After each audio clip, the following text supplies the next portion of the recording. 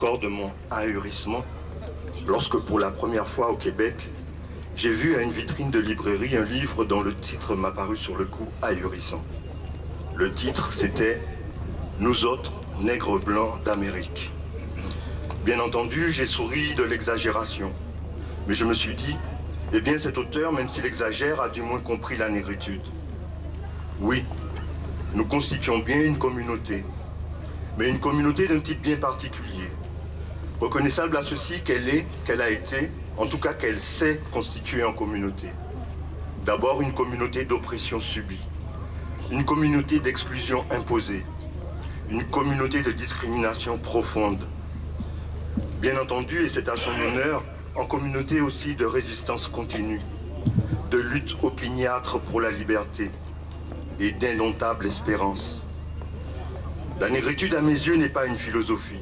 La négritude n'est pas une métaphysique. La négritude n'est pas une prétentieuse conception de l'univers. C'est une manière de vivre l'histoire dans l'histoire. L'histoire d'une communauté dont l'expérience apparaît, à vrai dire, singulière, avec ses déportations de population, ses transferts d'hommes d'un continent à l'autre, les souvenirs de croyances lointaines, ces débris de cultures assassinées. C'est dire que la négritude au premier degré peut se définir comme prise de conscience de la différence, comme mémoire, comme fidélité et comme solidarité.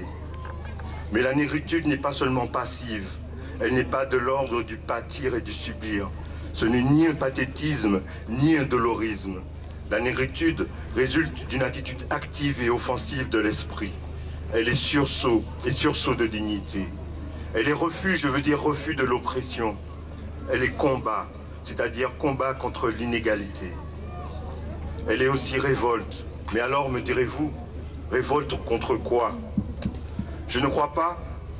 Je crois que l'on peut dire, d'une manière générale, qu'historiquement, la négritude a été une forme de révolte, d'abord contre le système mondial de la culture, tel qu'il s'était constitué pendant les derniers siècles, et qui se caractérise par un certain nombre de préjugés, de présupposés, qui aboutissent à une très stricte hiérarchie. Autrement dit, la négritude a été une révolte contre ce que j'appellerais le réductionnisme européen. Je veux parler de ce système de pensée, ou plutôt de l'instinctive tendance d'une civilisation éminente et prestigieuse à abuser de son prestige même, pour faire le vide autour d'elle en ramenant abusivement la notion d'universel, chère à Léopold Sédar Senghor, à ses propres dimensions. Autrement dit, à penser l'universel à partir de ses seuls postulats et à travers ses catégories propres. On voit, et on a trop vu, les conséquences que cela entraîne.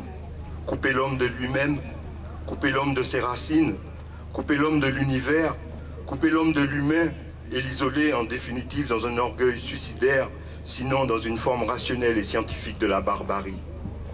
C'est tout cela qu'a été la négritude. Recherche de notre identité, affirmation de notre droit à la différence, sommation faite à tous d'une reconnaissance de ce droit et du respect de notre personnalité communautaire. Je sais bien que cette notion d'identité est aujourd'hui contestée ou combattue par certains qui feignent de voir dans notre hantise identitaire une sorte de complaisance à soi-même, annihilante et paralysante. Pour ma part, je n'en crois rien. Je pense à une identité non pas archaïsante, dévoreuse de soi-même, mais dévorante du monde, c'est-à-dire faisant main basse sur tout le présent pour mieux réévaluer le passé et plus encore pour préparer le futur. Car enfin, comment mesurer le chemin parcouru si on ne sait ni d'où l'on vient, ni où l'on veut aller, qu'on y pense? Je vois que certains s'interrogent de temps en temps sur la négritude. Mais en vérité, ce n'est pas la négritude qui fait question aujourd'hui. Ce qui fait question, c'est le racisme. C'est la recrudescence du racisme dans le monde entier. Ce sont les foyers de racisme qui, ça et là, se rallument. C'est cela qui fait question.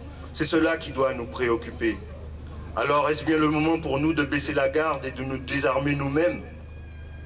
En fait, le moment actuel est pour nous fort sévère, car à chacun d'entre nous, une question est posée personnellement.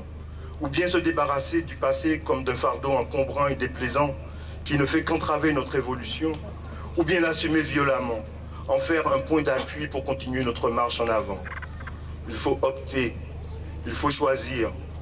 Pour nous, Dr Aliker et moi-même, le choix est fait. Nous sommes de ceux qui refusent d'oublier. Nous sommes de ceux qui refusent l'amnésie, même comme méthode. Il ne s'agit ni d'intégrisme, ni de fondamentalisme, encore moins de puéril nombrilisme. Nous sommes tout simplement du parti de la dignité et du parti de la fidélité. Je dirais donc provignement oui, dessouchement non. Je vois bien que certains, hantés par le noble idéal de l'universel, répugnent à ce qui peut paraître sinon comme une prison ou un ghetto, du moins comme une limitation. Pour ma part, je n'ai pas cette conception carcérale de l'identité. L'universel, oui, mais il y a belle lurette que Hegel nous en a montré le chemin. L'universel, bien sûr, mais non pas par négation, mais comme approfondissement de notre propre singularité. Maintenir le cap sur l'identité, je vous en donne l'assurance, ce n'est ni tourner le dos au monde, ni faire sécession du monde, ni bouder l'avenir, ni s'enliser dans une sorte de solipsisme communautaire ou dans le ressentiment. Notre engagement n'a de sens que s'il s'agit d'un réenracinement, certes, mais aussi d'un épanouissement, d'un dépassement et de la conquête d'une nouvelle et plus large fraternité.